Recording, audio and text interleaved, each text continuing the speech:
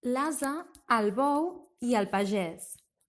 Filla, has de saber, començà el pare, que temps ha, un terratinent molt ric vivia en una alqueria amb la seva esposa i els seus fills. Tenia gran quantitat de bestiar i l'estable el compartien un ase i un bou. L'ase sempre tenia el jaç endreçat i polit, amb palla neta i ordi ben carballat a la menjadora. I el bou, cada cop que ho veia, no es podia estar de pensar: mireu-vos a aquest, aquí ben repapat perquè l'amo apenes el munta, només de tant en tant quan en té necessitat i en acabat de seguida a l'estable altre cop.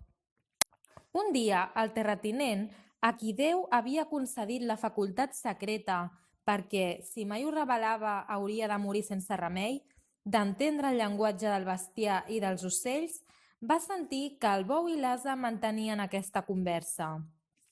«Quina sort que tens!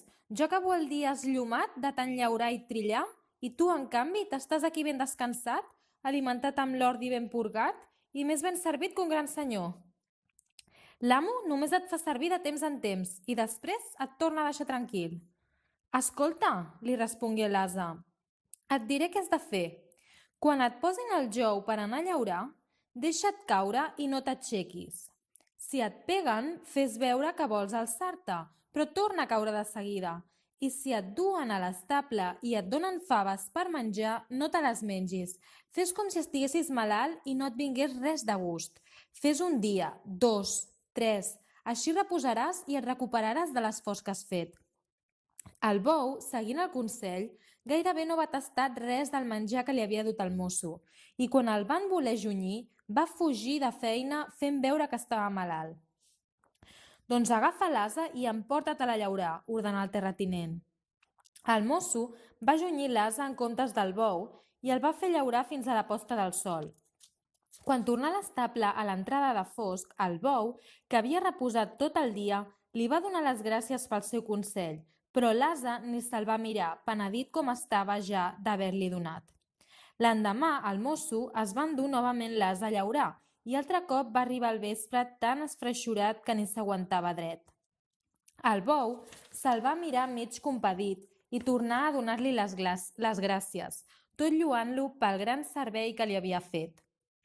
L'ase es digué: «Tan tranquil que estava jo, això de ficar el nas on no et demanen m'ha fet més mal que bé», i disposat a posar fi d'una vegada per totes aquella cansadíssima vida, va dir al bou el que s'havia empescat: «Ja saps que sempre procuro per tu.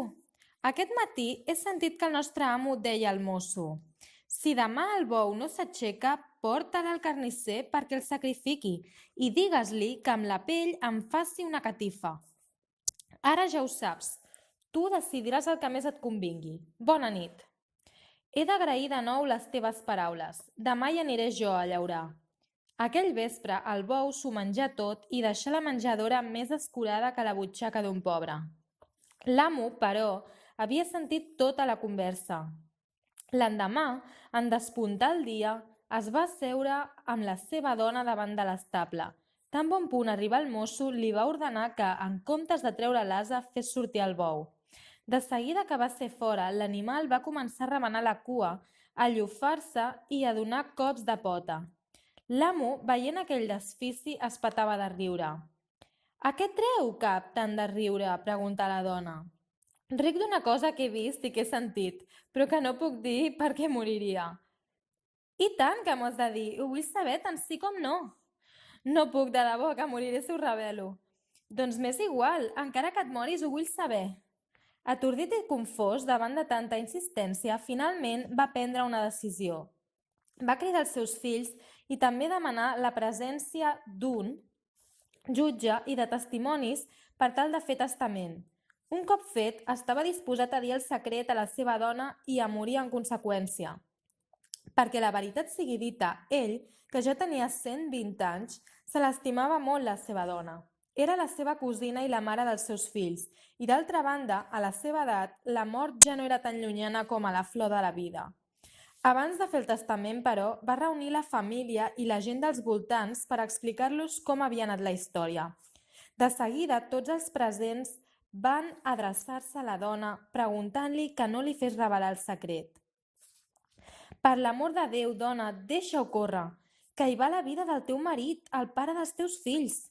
No penso cedir fins que m'ho digui. Me'n vaig cap a l'estable a fer les ablucions, els anuncia el terratinent. Quan torni, revelaré el secret i moriré. Però resulta que aquell home també tenia un gall, 50 gallines i un gos, i mentre rentava va sentir que el gos escridassava al gall i li deia: «Mira que n'ets de despreocupat. Mentre el nostre amo està a punt de morir, tu aquí tan tranquil». «De debò? I com ha estat això?» El gos li va explicar la història. «Déu meu, i quin poc seny que té el nostre amo!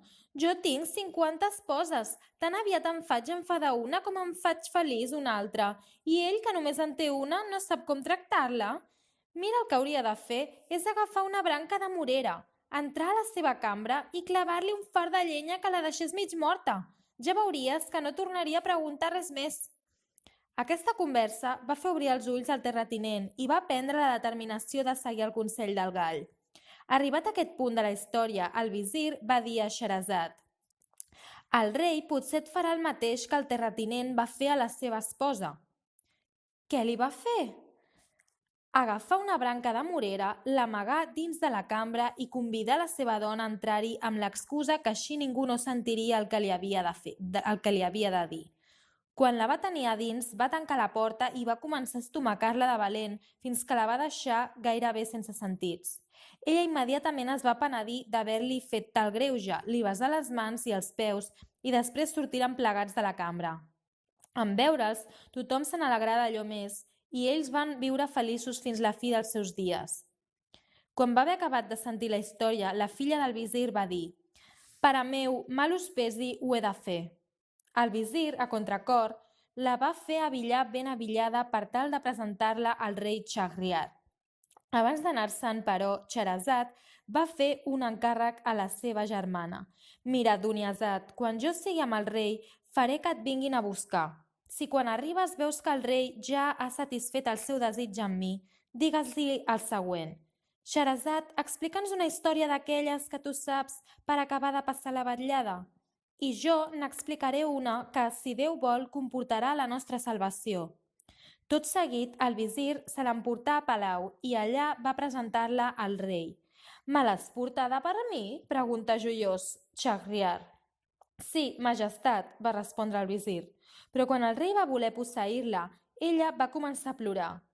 En preguntar-li què li passava, la noia respongué: «Majestat, tinc una germana més petita i m'agradaria que vingués». El rei va manar que l'anessin a buscar i la portessin de seguida. Quan arribà, les dues germanes es van abraçar i Duniazad es quedà asseguda al peu del llit mentre el rei desflorava Scheherazade. Tan bon punt el rei acabà de satisfer el seu desig, la germana petita, seguint les indicacions que havia rebut de la gran, li demanà: «Scheherazade, per què no ens expliques una història d'aquelles tan meravelloses que tu saps? Així acabaríem de passar la vetllada ben discretament». «Si sa majestat m'ho permet, ho faré de molt bona gana», va respondre Scheherazade en to circumspecte. I el rei, amb un gest, va atorgar el seu beneplàcit i es disposà a escoltar el relat.